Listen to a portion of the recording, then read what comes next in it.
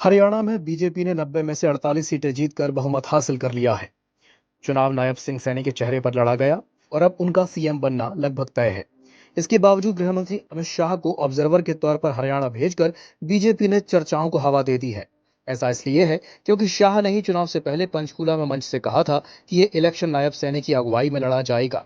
17 अक्टूबर के शपथ ग्रहण से एक दिन पहले 16 अक्टूबर को शाह को हरियाणा भेजने की 3 बड़ी वजह है। पहली वजह, अनिल विज की सीएम पद की दावेदारी।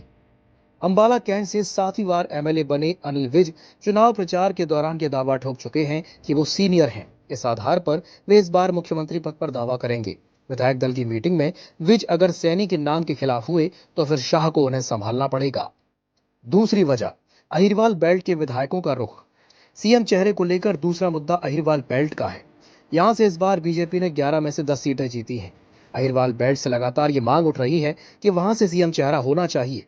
इसकी वजह यह भी है कि 2014 में बीजेपी यहां सारी 11 सीटें जीती थी तो 47 सीटों के साथ बहुमत आया था। 9 अक्टूबर को रेवाड़ी में समर्थकों के साथ मीटिंग में राव इंद्रजीत ने सीएम पद पर दावा ठोका था। तीसरी वजह, मंत्री पद की दावेदारी। बीजेपी बहुमत पार जरूर आई है, लेकिन इस बार मंत्रिमंडल में कौन कौन होगा इसे लेकर स्थिति स्पष्ट नहीं है। खासकर चुनाव में आरएसएस के इन्वॉल्वमेंट और उनसे जुड़े कुछ चेहरों के विधायक चुने जाने के बाद उनका भी नंबर आ सकता है।